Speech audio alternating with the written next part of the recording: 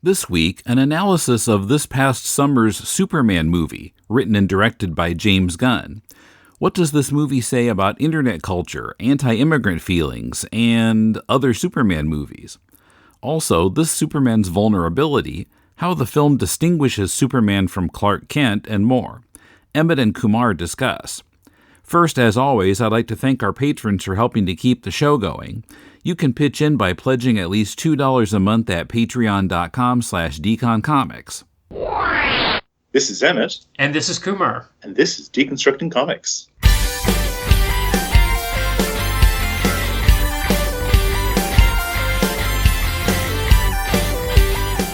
Welcome to Deconstructing Comics with Emmet and Kumar in God's country, that verdant land, Australia. Yep. More specifically, the state of Victoria. Even more specifically, the city of Melbourne and the far-off country town where I reside. Hello. Welcome to the show, everyone. Yeah. Kumar and I have been sitting on this episode for a while now because we went to catch the screening of Superman at IMAX in Melbourne the weekend of, didn't we? The weekend of the release? Yeah, as soon as it came out, we went to the IMAX. And, somehow we're late to the party on this. But it was like, finally, I guess it's time to put in our 2 cents, I guess. Our opinion is required, needed. I don't know. Will anyone care at this stage? I don't know, but I haven't... Here's the thing. A reflective reading of this movie, I think, has greater value to anyone listening than any of the hot take merchants or culture war mavens who were all seizing upon the opportunity to try and take this movie, take this text, and make it serve their agenda to drive up their ad revenue on YouTube or their Patreon subscriptions, whatever is going on. I mean, I saw a take the other day, and maybe we can circle back to this as we discuss, because the filmmaker who's behind this movie, Superman, James Gunn, is somebody who's very familiar with the culture of the internet and the highs and lows of internet notoriety. Right. And the suggestion was these brace of DC comic projects that he's been putting out there, Peacemaker Season 2 and Superman, are his comments on what it's like being on the internet now. Right. And I think there's an interesting...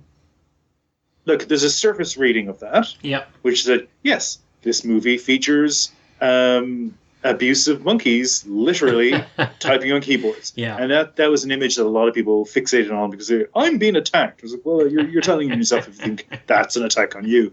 But I think it's also about the absolute insincere, narcissistic, and entirely valueless version of fascism that we're encountering now, particularly in online spaces. And the glee with which Lex Luthor in this movie is shown to seize upon his moment to play the victim. When the ultimate upshot of the entire story is, I just really want to hurt you. Because I'm jealous of you. And he's had all these stories throughout the course of the movie, all these stories emerge, all these various agendas, all these explanations for what he's doing. And it all boils down to, I just hate you and I want to kill you. And I do think that does say something about our present day moment. Where ideology is the hobby horse of every little shitbird out there who just wants to make a name for themselves. And I do feel like, I don't want to give James Gunn too high praise, but there's something definitely there. I rewatched it today for the first time since we went to the IMAX a few months ago. I was very pleased with how much I still enjoyed it. Right. And there were some elements that I kind of didn't pick up on the first time, but maybe we'll go through those again. Anyway, there's going to be lots of spoilers, but now we're a few months out, so I guess it doesn't matter as much. I really thought, going into this a few months ago, or more than a few months ago, a year ago, let's say, that we were going to be stuck in the Snyder era really permanently. And that we were never going to get to see, like, my Superman. But I guess it was kind of... I had similar feelings during the Schumacher Batman era. Like, oh, we're done. We're stuck. We're never going back. There's no recovery. But there was recovery. And so I was very pleased with this movie, which was my idea of what Superman should represent. And also was full of Easter eggs. Billions and billions of Easter eggs for somebody like me. And probably billions of Easter eggs that I didn't even notice. And I wished... Now, my wife has not seen this movie. And I kind of wished I had somebody to bounce off of that has no idea. Maybe just knows one thing, that Superman's just some alien that flies around in a blue suit or something. Because I wanted to get somebody else's take on whether this is actually as good as I think it is.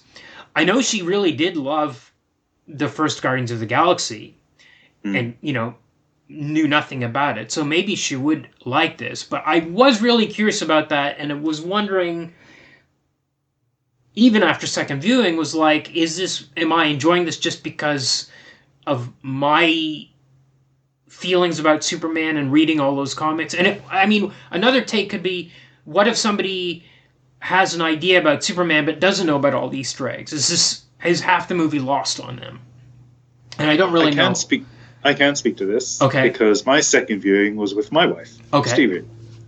And that was on digital release of the movie. I was okay, we're going to watch Superman. And when that first trailer dropped, the trailer, which opens with Superman impacting the snowy landscape, which I thought was going to be in the middle of the movie, and is the opening scene. It's the opening movie. Yeah. So he's there, he's panting, he's clearly wounded and hurt. Yeah. And then we see this advancing tornado of snowy and icy debris, and Krypto makes his appearance. Right? So I'm just talking about the trailer, and then I'll talk about my wife's reaction to the movie. I see that trailer. Yeah. I start crying. Yeah. Right? Yeah. And then, like any professional man in his middle years, I send this trailer link to my wife, who's at work. Yes. And she's like, "What's this?" Right. And I'm like, "Watch it." Yeah. And then a few minutes later, I get a message back, "I don't care about Superman." Right. And then, even more, like, emotive. Why are they making another Superman? Like, the annoyance. Yep. Right? The irritation. Yeah. Okay. So we look at Superman movies for the last 50 years. Yeah. Okay. So you got the Richard Donner film, and then you've got the Salkins running Richard Donner's work into the ground. Yeah. Pulling to death. Yeah. So you've got a version, and you've got versions of that. Right? Yeah. That's the canon era. 2, 3, and 4. Yeah. Yeah. You've got that section. Then you got the Bryan Singer film, which is again a sort of a recreation of the Richard Donner film. Some people will stand up for it. I found it dry as toast. Yeah. Then you got the Zach Snyder Superman, which is again, if you look at it, it's again iterative on Donner.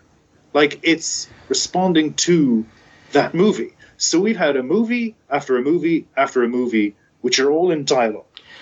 Here's let me just say this quickly. Here's what I'd say with the James Gunn version. This is a Superman movie, and I had my first hint of this with the Suicide Squad when we meet Bloodshot. And I was like, oh, that's a pull. Bloodshot. Okay, interesting. Here is a Superman movie made by somebody who likes the comic books, more specifically, the comic books of the 1980s. Right. Which happens to be the age range that also applies to you and I. Yes, exactly. So I see this movie with you, and I come out the other end going, this is a movie for comic book fans. Right. That like Superman. You just mentioned all the Easter eggs and so forth.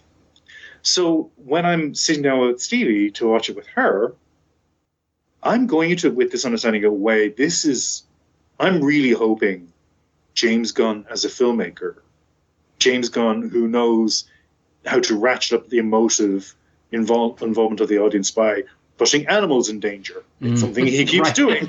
Right. And using good scores, good music, and having a sort of cynical sense of humor that also allows time for joy. Mm-hmm. I'm really hoping all of these elements carry my wife along. Because she doesn't know your Mongols from your dark sides, from your any of these characters. Like, she didn't have any frame of reference. She didn't know who Mon-El is. I knew who Mon-El was when I was 5. This is the difference of degree we're dealing with here. Right. That's not a point of pride. I'm just talking about cultural exposure.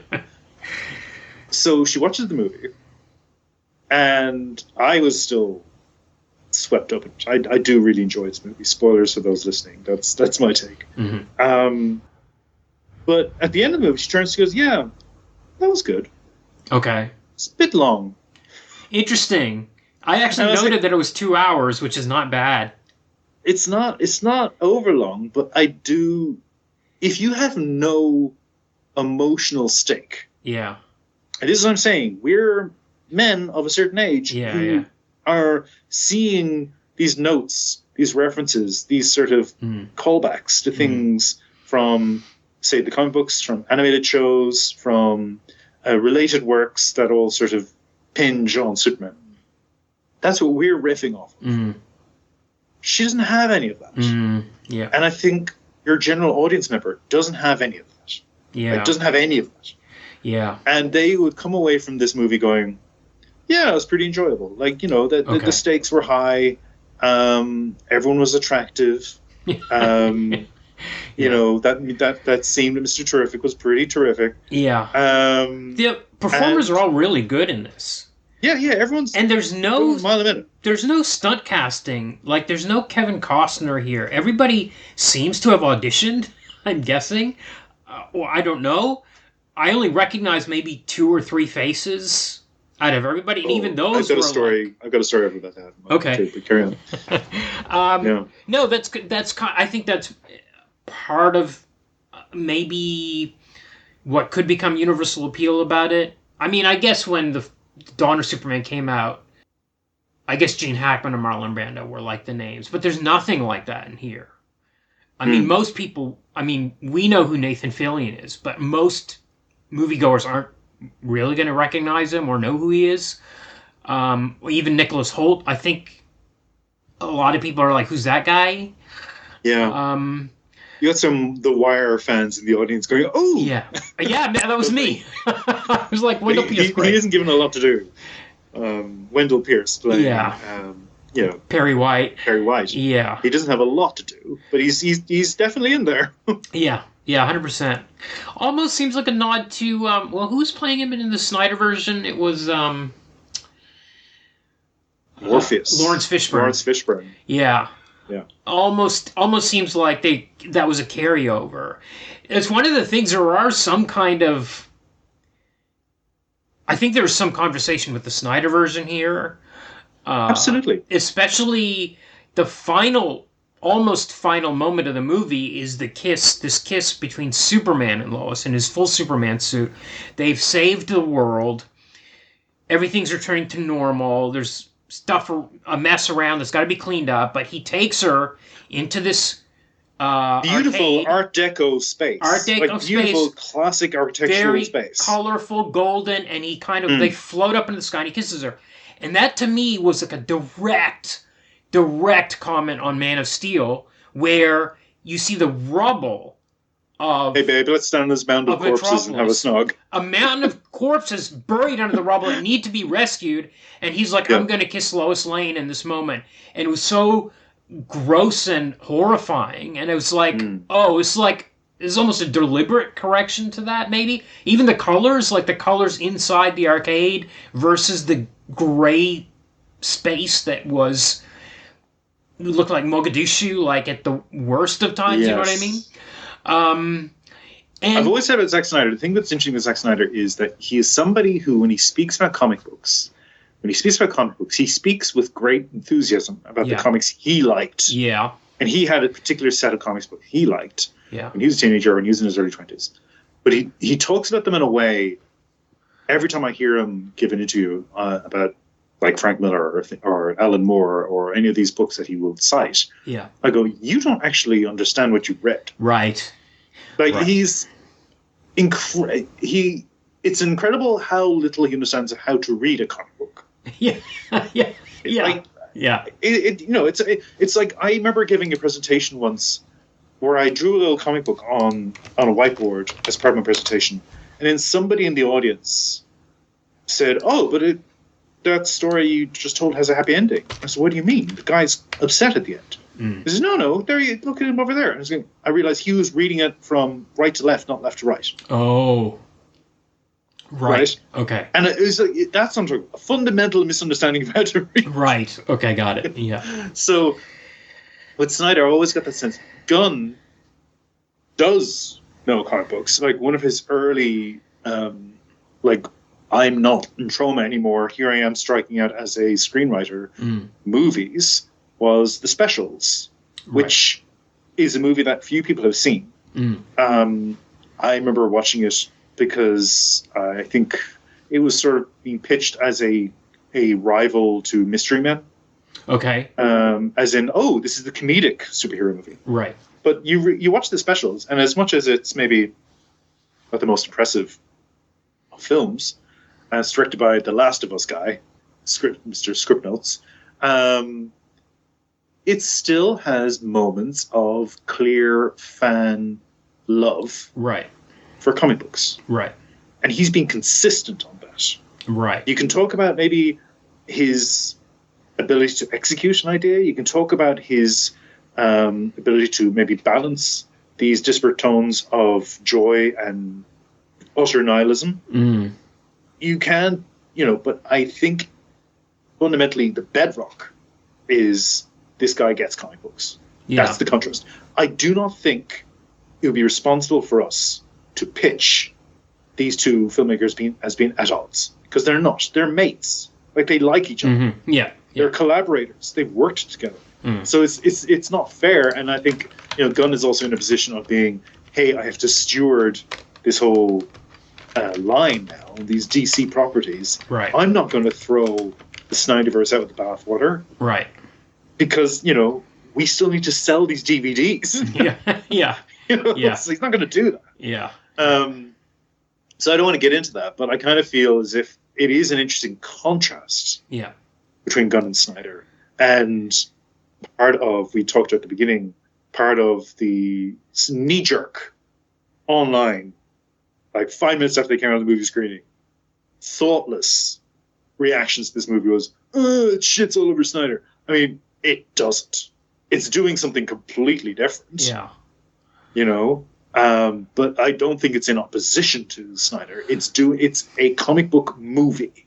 I think it is in opposition to Snyder, but the way media works now, they both exist at the same time. You can still stream Snyder or buy it on DVD or whatever, as you said. They still exist out there to buy, and all those fans are still out there, can get them. They're not. It hasn't caused the Snyder version to cease to exist. But that's not the point. The point is aggression. So It's all about driving up this rivalry in order to seed aggression and then piggyback onto that aggression toxic values and dangerous political ideas, which is the internet ecosystem. Well, it wasn't just the internet. Remember the right-wing MAGA reaction to the quote-unquote immigrant theme, as if it had never been there in Superman, and suddenly there was this backlash on Fox News or whatever. It is a waste of time to try to engage in any sort of debate with fascist representatives, because they ignore context. Yes. It doesn't matter to them. If you say, well, you said this on this date, and you're saying this on this date, these two things are in contrast, they don't care. Yes. What mattered is, on that date and on that date, they made somebody mad. Well, that's what matters. I'm glad you brought this up, because it leads right into the movie. which is a question I have about this movie, and a question I also had about Dark Knight Rises. In this movie, there's a major plot point where Superman has this partial message that was sent with him from Krypton by his parents, and it says, "You are our last hope of Krypton, we love you," and he has listened to this message his whole life, and he's based his whole identity around this message, so we're told. Then Lex Luthor goes to the fortress, and he uncovers the rest of the message using this hacker called the Engineer, a character I don't know. I think she's a Warren Ellis character. She's from the Authority, yeah. Right, okay. And finds the rest of the message. The rest of the message says, "We want you to conquer humanity, have a harem of wives, kill off anyone who's too weak." All this kind of horrible fascist stuff. And all of the public turns on a dime. Now, from what I've seen, I don't think you can change people's minds. And we had this... The reason I bring up Dark Knight Rises is Bane does a similar thing where he's got a letter, which he found in the sewer, supposedly written by Jim Gordon, which, is like anti-Batman, this letter with this confessional letter, and he reads it, and suddenly Gotham City turns on Batman. From what we've seen, people refuse to change their minds in the current era, especially on the right wing. They will find some way. I mean, if people believed in Superman for 3 years, as we've been told up to this point, do you think that they would, suddenly seeing this news report, be like, "Oh my God, he's here to kill us"? Would they? I didn't buy it. I think it capitalizes on an existing fear of the alien and the immigrant. So that fear was already there. Lex Luthor knows that. He exposes it like a raw nerve. And that is how he mounts this media campaign and turns the public against him. And for the benefit of the listener, I'm using inverted commas for turns. But it is. I believe within the story that we're seeing, he knows he's already in meetings with the government. Yeah, he's already in meetings with the government. Where they're saying, "How do we neutralize Superman?" Yeah. So this is already out there. He knows all he has to do is concentrate it. Right. So, we are dealing with a world that's very like our own world, where people who are outside the supposed norm of the society in which we all live are excluded, either directly excluded or through microaggressions and various ways of keeping it to one side. Superman, we learn in the opening title card of this movie, is a superhuman arriving 300 years after superhumans first appeared. Yeah. So the concept of him having superpowers isn't unique. Right. The world they're in is still recognizably our world, which is, again, that sort of tension within superhero comics. So it's not that he's got superpowers that makes him alien. It's the fact that he actually is an alien. He is strange. Right, okay. He is also somebody who's been around for 3 years, and he's leaped to the head of the pack, and his name is Superman, which is quite an audacious claim. Right. So I think there is a natural antipathy towards him, which was already there. Right. And he just is so naive as to believe, well, I'm doing the right thing, people will agree with me. Yeah, and Lois Lane has to point out to him, no, the world's more complicated than that. You don't understand what you've just started. Yeah, you're right. Because I think it's that... No, it's right at the first, you're right. It is seeded a little bit because he's helped out... He's knocked to the ground, and this guy, this food vendor, this guy who's like a food cart, comes over and helps him up. Yeah, Ali. Yeah. And then somebody else in the crowd is like, you shouldn't have done that thing in Barovia. So what's happened is we've learned that Superman, this is in the opening scenes, has gone to this basically third world country, Jarhanpur, and stopped it from being invaded by a neighboring country, Barovia. Yep. And this is like this political intervention, and somebody in the crowd is like, you shouldn't have done that, because now they're being attacked by this guy who's called the Hammer of Barovia. By the way, there's a country called Barovia in issue 2 of Superman from... it's classic. Classic country. Didn't get invented for this movie. Right, so I guess there's a little bit of that there. The interview scene with Lois Lane is amazing. In this. Movie for me. And watching it this time, I didn't realize sitting in the theater. This is a long scene. It's like 5, 6, 7 minutes long. But we're skipping over a lot of stuff. But anyway, hit Lois and Clark. She knows he's Superman. They've been dating for 3 months. This is a number that comes up again and again. Which 3, yeah. 3, which supposedly James Gunn said in an interview he lifted from Alan Moore, the repetition. Anyway. He's not the first person to do that. Right. Tom King. Yeah. So she comes home to her apartment, and Clark is there, like, cooking her dinner. And she kind of confronts him, because he's producing these exclusive interviews with Superman for the Daily Planet. And she's like, you never do a real interview, like an ethical interview, because you already know the questions before they're asked, because you're interviewing yourself. She's like, okay, I'll do an interview. And she asks him she goes at him like a real reporter, and asks him about the ethics of what he did, and really questions, like he basically tortured the president of Boravia, and he's like, well, he's a bad guy. And she's like, I know, but, do I really know? I think he is. It's a really interesting scene. What have you exposed yourself to by doing that? Because they can now take that fact. Superman invaded a country, took the legally recognized leader of that country, and stuck him to a cactus. Yeah, yeah. And he thinks it's funny. Yes, that's right. Right? It's interesting, too, because this was like a question that started coming up in the 70s. Like especially with like Elliot McGinn and certain writers were saying, well, what if Superman's interfering in other countries, or should he be standing back, or should he be building houses for these poor people, or just staying out of the way? And it also, to me, kind of addressed Dark Knight Returns, where he was a real puppet of the U.S. government. In this case, it's almost like an answer to that, like, no, he's not. He's just going to do what he wants, and that's going to it's going to cause its own problems. Right?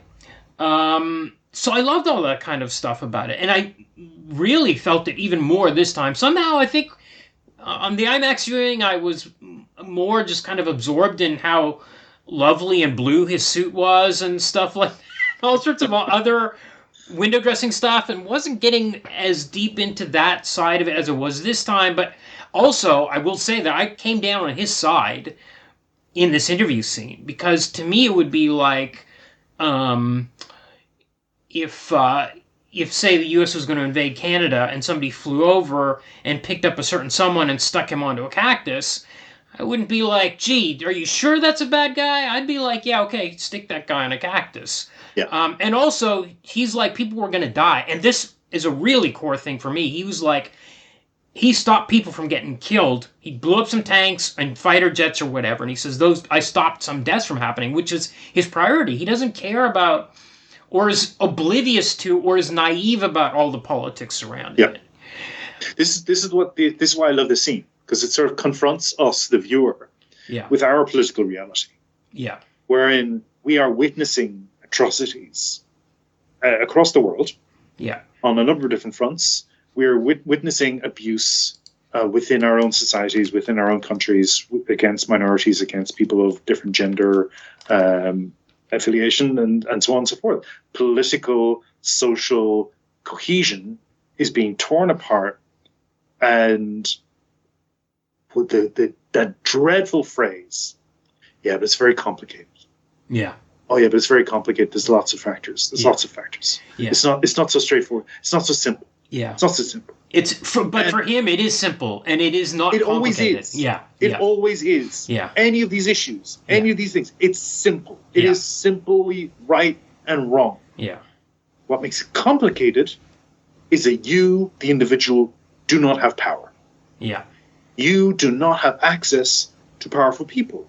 Powerful people have control of all sorts of avenues, such as government, media, military, culture, and they decide the agenda. And we sit back and go, well, it's pretty complicated. So the wish fulfillment fantasy of Superman in this movie, for me, is somebody goes, well, I'm going to do something about it. Yeah. And then he can. 100%. Yeah. And that's where I agree with Lois. Lois is right. You can't just do this because now you've just made an enemy of our government. Because we're in bed with these abusers. Right. Right? Our government is actually selling weapons to that government who use those weapons to kill those people. And you just flip that on its head. So it's complicated. Again, for the benefit of the listener, inverted commas. Yeah. However, we, as the viewer, are in Superman's shoes. Yes. Because we're going, if I had a day. Yes. If I had one day. Yes. And I could change yes. all of this shit. Yes. I would do it. Yeah. That's the fantasy. Yeah. And that's what makes it so, that great tension in that moment.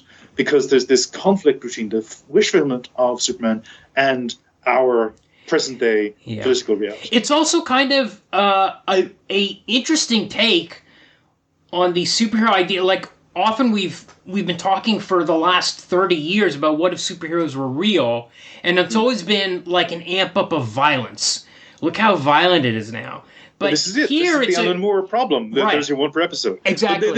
But here it's like Alan Moore didn't. Here the real superhero is, well, actually there's going to be political ramifications. It's not about the violence in this version. It's like, well, what does this mean about all the web of interconnectedness and all these allies and other countries, and what about all that stuff all those dominoes that are going to fall? There's your superhero comics manufacturer consent, because the whole point, as you say, of Watchmen is let's discuss the political ramifications of a superhuman. Yeah. And the response to that book is, let's explode some torsos. Yes. Yes. Let's have a fist punch through a man's chest. Oh, yeah. Well, Man of Steel is Miracle Man number 16. Yeah. Yes. Yeah. 100%. Whereas this is, you're right. This is more like the Dr. Manhattan walking through Vietnam. Although, again, not working for the government in this case. Actually, it's not like that. He's working for himself. He's just making the easy choice as he sees it. Well, it's Dr. Manhattan occupying Mars. There you go. Yeah. He's just, I'll take Mars. Yeah. Yeah. Yeah. And everyone's like, Christ, what have you just done? Because now he's exposed America to nuclear invasion. Yeah. Because their watchdog just left. Yeah.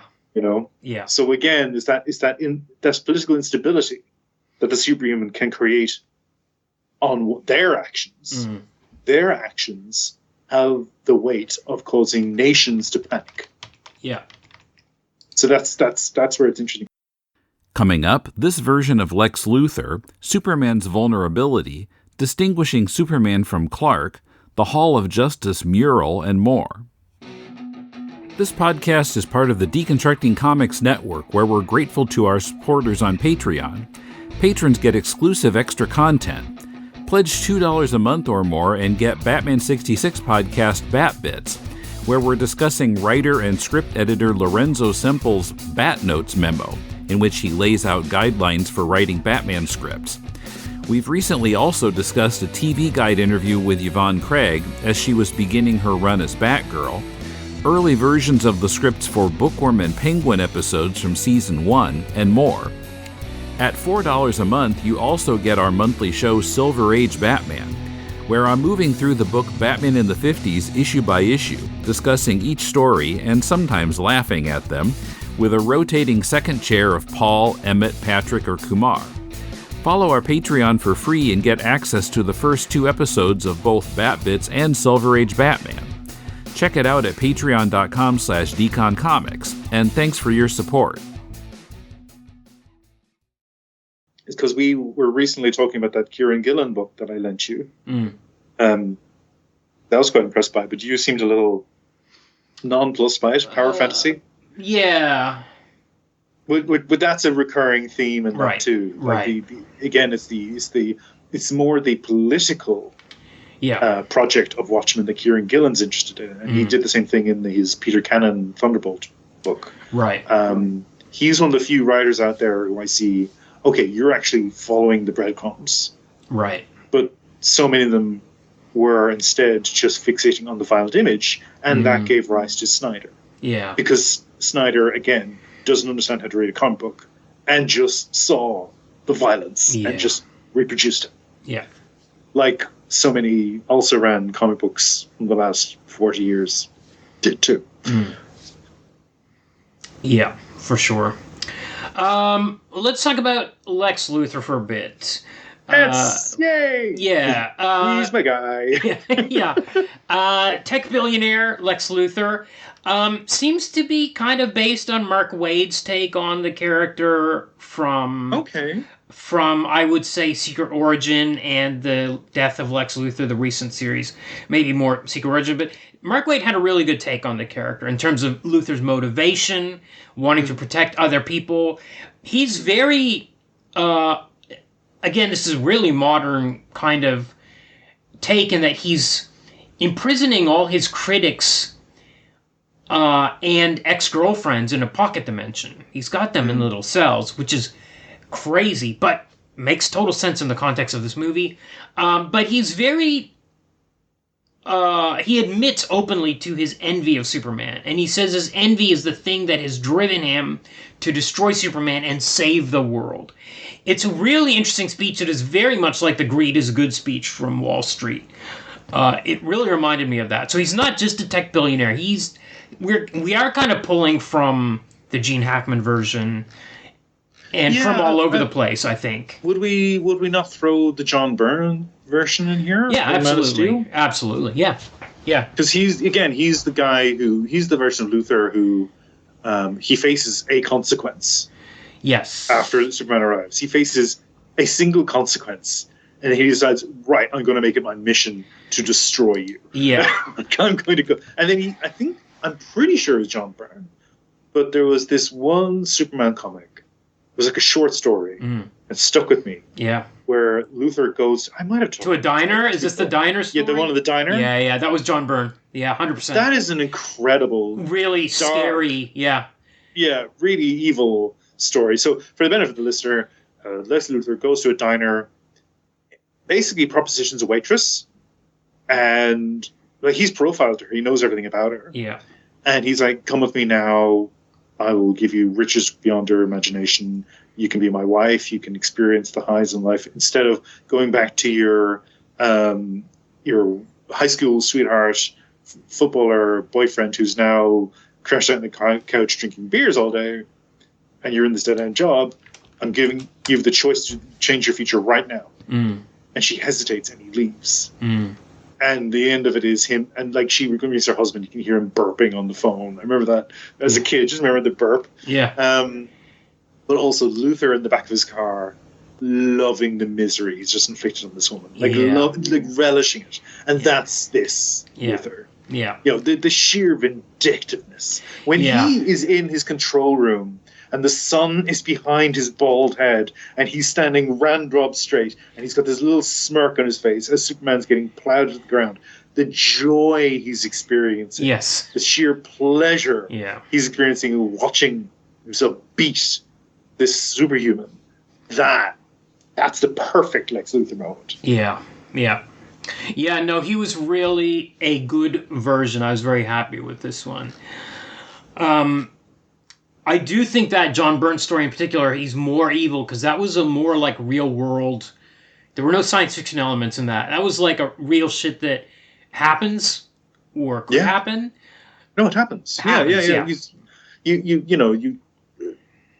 idea that if this guy picks me up, he'll change my life, and then you just get used and abused, and you get tossed out the morning after. So that's the vulnerability. Yeah. That powerful like to exploit with ordinary people. Yeah. And it's a classic story. It's a centuries old idea, but having Lex Luthor be this type of character is perfect. Because that's what Luthor would do with power. Yes. He abuses it. Yes. Whenever any power he gets, he abuses. Yeah. Superman has ultimate power. He tries to benefit everyone else. Yeah. Because that's what he tries to do. Yeah. And that is the greatest insult to someone like Luthor, because it shows you could be doing something. Yeah. I love the plot it's revealed close to the end that Lex Luthor wants to take over half of this nation of Jarhanpur. And it's very much like a Donner Luthor plot. It's like real estate based. Real estate scam. But there's a take on it where his cultish acolytes think he's going to turn it into a utopia. I love that little touch. But then Lois is actually, there's also huge oil reserves over there. Like, she knows the cult stuff is a front. Or, you know, his real motivation is money. It's just like all our tech billionaires right now that have these cults around them. But they only care about money, and they have no ideas. They're complete idiots. I love that, and I loved huge spoiler. He's like brains beats brawn every time, and he thinks Superman is just brawn, and he's the brains, and he thinks he's going to beat him that way. But actually, Superman was the brains as well, and he beats him with brains. And I just thought that was such a great flip, and exactly how that relationship is supposed to work. Yeah, no, it's beautifully done. I think we need to actually give David Carnsweat his flowers in this too, because I love this version of Superman. Yes, he's so charming. Yes, but he's so vulnerable too, which I think is important. Yes, but the point I was making at the beginning of this conversation, you know, this is the post-crisis Superman. Yes, this is the Superman who's entering into a world where there already are superheroes. Yeah. And maybe he's a little more vulnerable. Yeah. Maybe he's not necessarily the top of the class, or is the situation top of the class. Also physically vulnerable. From the opening scene, we see him bleeding and he needs to be healed. Yeah. So you don't even question it. Yeah. Cornsweet brings a lot to this character, and it's funny because again, earlier you were saying we don't know any of these people. Yeah. Right? Yeah. Are you familiar with a Netflix show called The Politician? No. It was I think the problem is I don't watch any streaming series almost. And probably most of these actors came from streaming, is my guess. Yeah. A couple of them did. Yeah, you're right. Like Rachel Brosnahan as well. Like, okay. Well, I mean, again, it is, I believe it's broadcast, but I think it would have found his audience online. But David Cornsweet is in The Politician. The Politician is a Ryan Murphy show. Okay. If you look at the cast list for the show, it's incredible. Okay. Like, incredible cast. Lots of up-and-comers, lots of classic names you recognize, right? I watched that first episode. I think I watched just the first. I'm not sure how far I got in. I thought it was abominable. Okay. I really hate it. Like, Ryan Murphy has this amazing ability to hook in everyone except me. Right. Like, I don't know what it is. I just bounce off everything he does. It's amazing to me. But Cornsweet appears as this sort of love interest character in the first episode who comes to a sad end. Yeah. But I was watching with Stevie and I turned to her and said, that guy's the spitting image of Superman. Like, straight away. Oh, interesting. Okay. Because he had just this charisma was just coming off him in waves. Interesting. Okay. I've seen him in other things like Twisters, where he's playing a real nasty piece of shit. Okay. And like, he sinks into it. Like, he's not as charming. So he can play a heel. Actually, I don't think it suits him. Right. Because I think his star wattage just comes to light when he's being funny or goofy or charming. Yeah. Whereas when he's playing an asshole, you're like, get this asshole off my screen. Yeah. By the way, I also want to add, I love his hair. I love what they've done with the two haircuts, because the solution in the Lois and Clark TV show was to have his hair down when he was Clark and up when he was completely slicked back when he's Superman. And that was the disguise. Here, he's still got the spit curl, which to me is absolutely necessary as Superman, but then his hair is super shaggy when he's Clark. I love that oddball decision. Yeah, no, he's got the look. When we see Clark And Steve is ribbing him, and like he's got some banter going with Lois and Jimmy. And Steve Lombard is in this movie. Yeah, Steve Lombard and Cat Grant and Jimmy and Perry and Lois. I love the Daily Planet because it had all my people in it. It had my 70s Steve Lombard and my 80s Cat Grant. It was really great. Yeah. Yeah. Again, Gunn knows what he's doing. Yeah. But like he's in this space, and I liked that we didn't go straight back to the Richard Donner, he's a nebbish. Right. Like he's just sort of wallflower. Right. Because he's not necessarily, Clark Kent isn't necessarily that. No. Like he's a good reporter, we're told. Yeah. Yeah. Like well, they say his writing's terrible, actually. Everybody complains about his writing in it. Well, they're complaining about his use of different, prepositions and adverbs and things like that. And I'm going, that doesn't necessarily mean he's a bad writer. He's just, he's maybe not writing in the style that makes for good news copy. Right. Which maybe might mean he's a bad writer. Maybe he's more of a novelist. I'm not sure. But right. I think that's what that scene's about. It's like the different approaches to writing. Yeah, right. And if you are ever in a room full of writers, they will rip the piss out of each other. Yeah. All the time. Yeah. So, I didn't take from that he was a bad writer. It was more, he got the top story, and now they need to pull him down. Now he's a tall poppy. Right. They need to cut him down. Okay. Yeah. Particularly Steve. What does Steve do? Sports? Yeah. And then at the end, he's like crying. Yes. Like he's completely in bits. He's also obsessed with cats. Like he's got these cats at home that he needs to talk to on the phone when he thinks the world is going to end. And he's got a Superman pin. He's obsessed with Superman. A bit like, who's that guy in the Spider-Man comics? The jock bully? I can't remember. Flash Thompson. Flash Thompson was obsessed with Spider-Man. So Steve's obsessed with Superman, but he flips as soon as he hears the announcement and pulls the pin off. Takes the pin off. Yeah. Let's talk about the Justice Gang a little bit. So we do have a Justice League of America here in one form, which has only 3 members. Green Lantern, Hawkgirl, and Mr. Terrific. Mr. Terrific is a character I don't know. I think he's pretty new. Yeah, he's been around for at least 20 years, maybe 30 years. That's new in my book. He's like from the JSA sort of was his breakout, and he was always an interesting character within that book. Right. So that like early Jeff Johns worked on that too. Okay. But yeah, he's a really interesting character. Really fun. And yeah, there's some great stuff with him in Checkmate. I remember. Okay. The chap who did Wonder Woman. What's his name? Is it anyway? So yes, sorry. He's an interesting character, and I think he's sort of. When I saw he was going to be in this, I was like, okay, this could be really good or poor.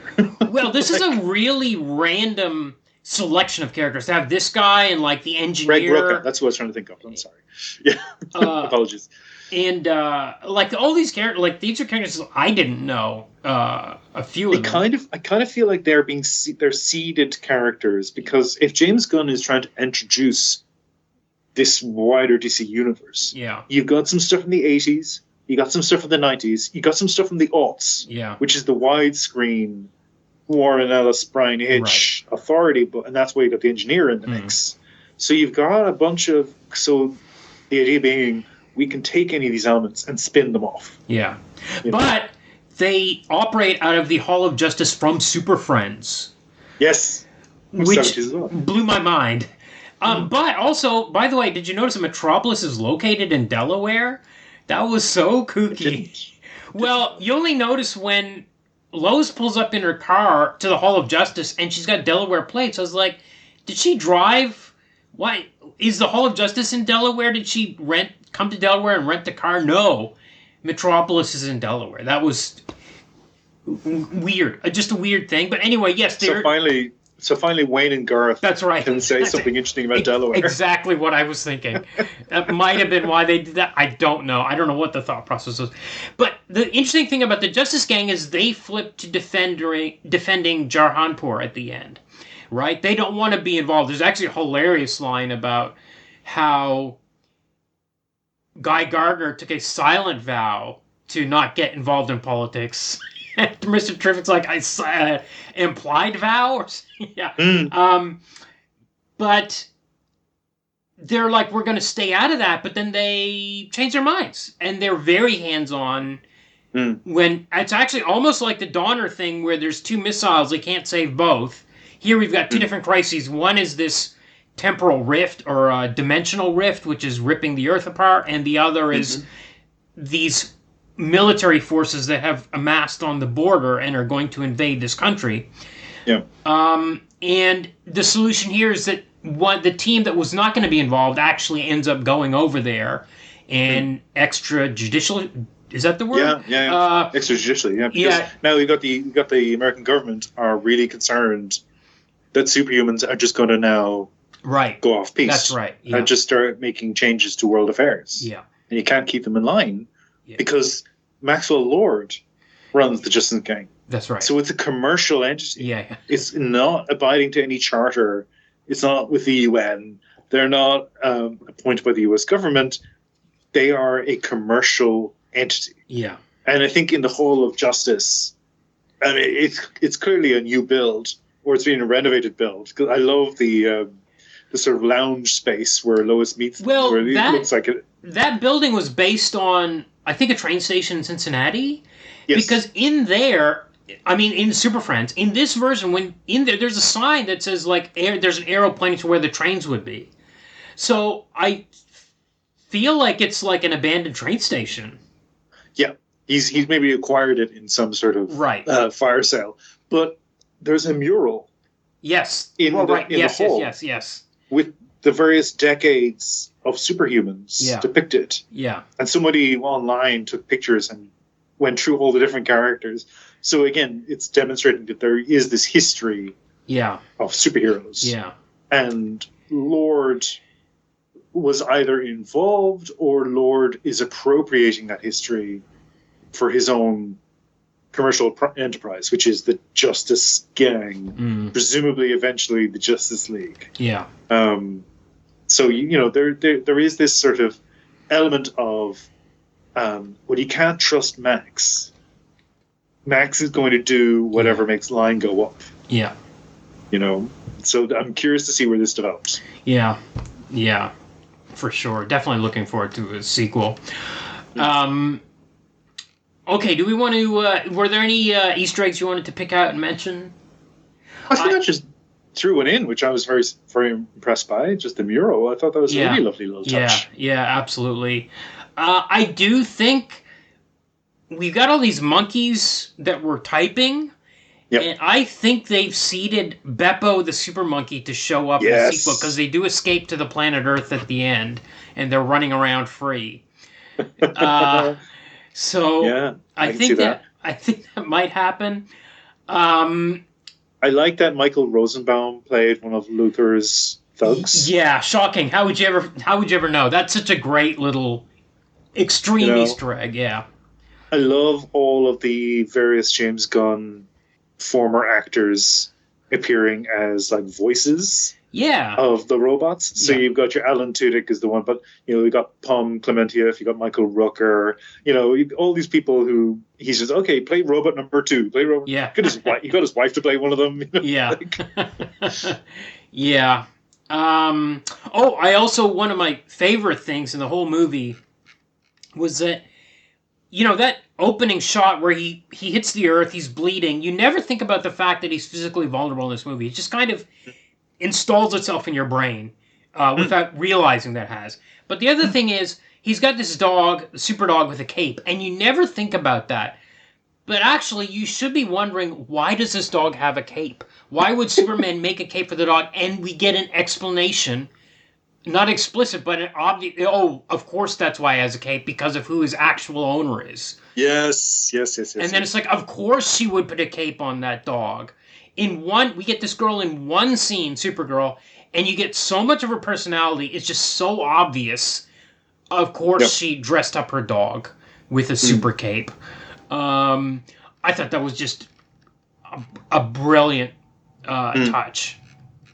Christopher Reeve's son plays a reporter, which is a lovely, lovely little beat. Yep.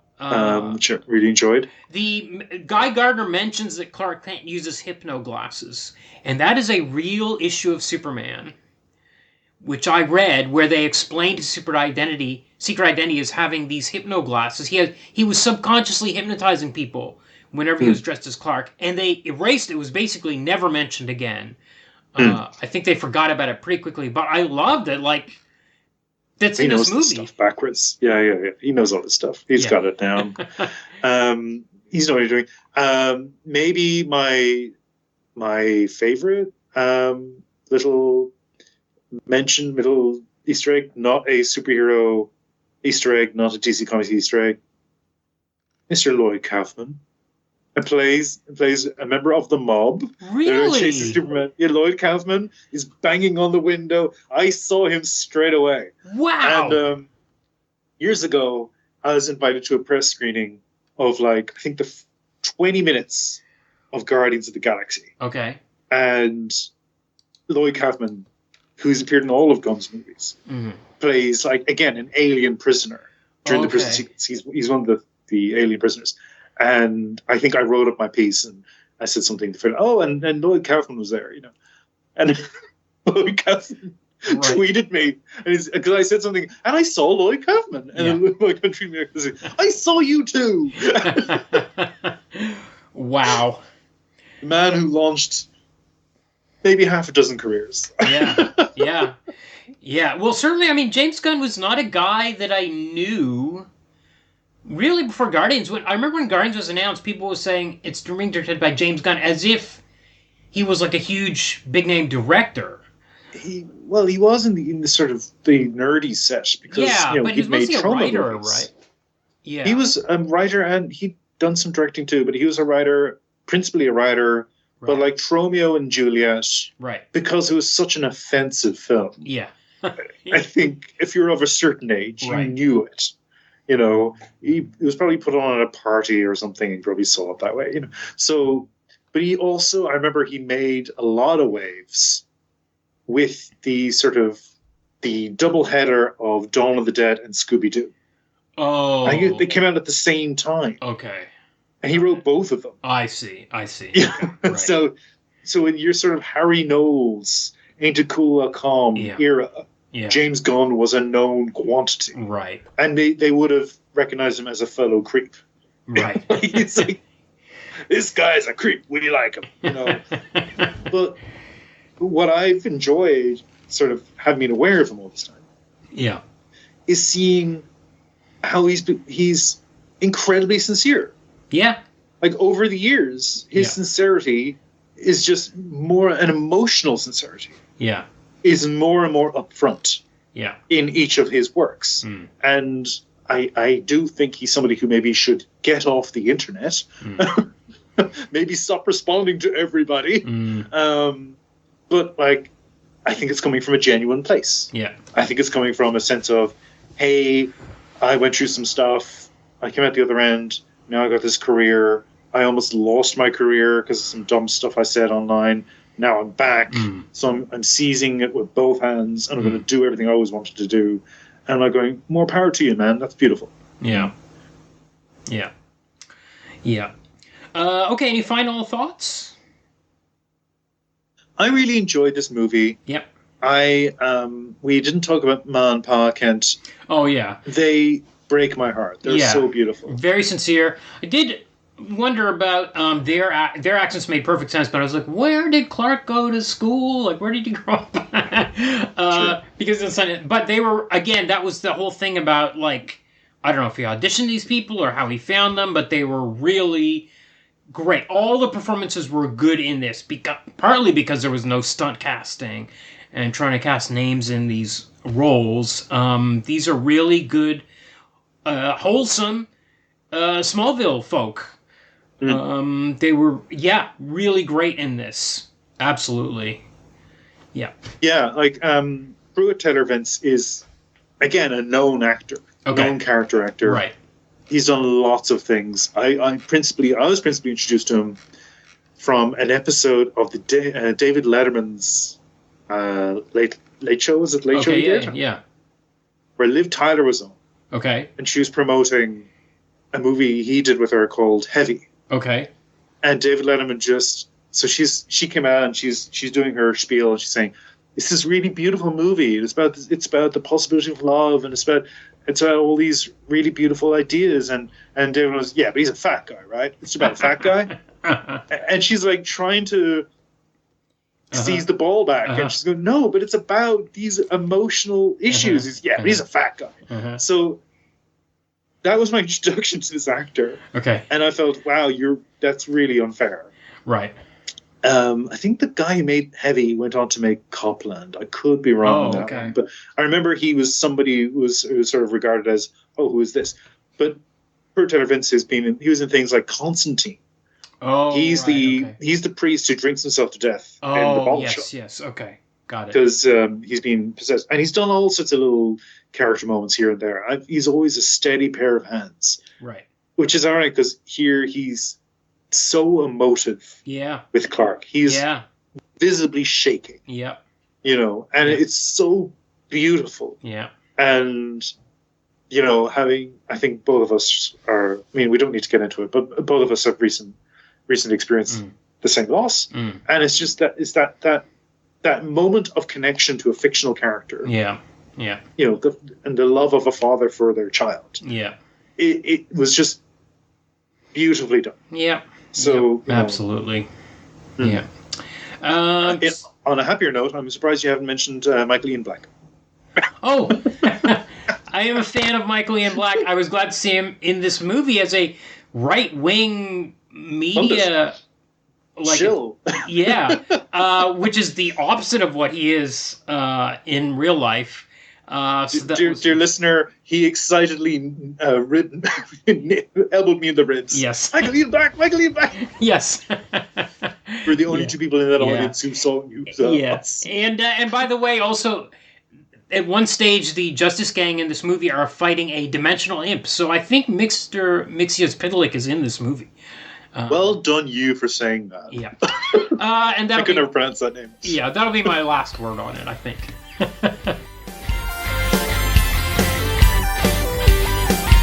Hi, it's Tim, doing just the announcer duties and editing this week. I decided to pass on participating in this week's discussion because I had too much else going on. But having listened to what Kumar and Emmet discussed, I'd like to throw in my 2 cents. As a total Marvel zombie who barely touched a DC comic when I was growing up, thought Superman was the most boring character on the Super Friends cartoon, and hadn't watched a Superman movie since Superman 2, which ABC used to broadcast seemingly every 6 months back in the 80s, I went to this year's film mainly out of curiosity. And I loved it. I thought it was the most fun superhero movie I'd seen since MCU Phase 3. It was exciting and had just enough comedy in it to keep it fun, without it feeling like it was a comedy movie. Here's hoping that Gunn's DC movie universe can keep up this level of quality. And yes, I admit my lack of knowledge of DC continuity probably caused me to miss some things that might have upset some DC Comics fans. Maybe being interested in superheroes but a non-DC reader is the best way to go into this movie.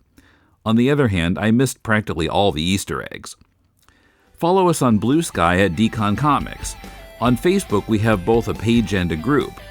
Those are linked from deconstructingcomics.com, as is our YouTube channel, where our episodes are posted every week as videos of a single image. You can comment on our episodes on YouTube or on our site, or drop us a line at mail@deconstructingcomics.com, or talk to us. Click the Leave a Voicemail link on the left sidebar of our site.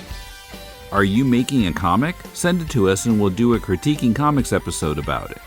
Our theme is by J.B. Anderton. The music backing the promotion of our Patreon is Change by Jazar.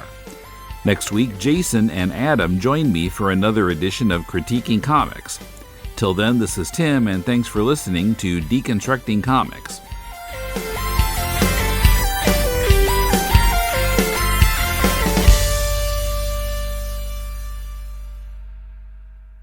Video sources. All right. So I've got a recording, and hopefully it all works fine. If it doesn't, this will be the second Superman movie we recorded where the recorder didn't work. Because when we did Batman v Superman way back in the day, I had not turned on the recorder when I talked to John Roberson. Oh no! So we talked twice about I talked about the movie 3 times, once with you and twice with John, because we basically had to re-record everything we talked about. That's not going to happen today.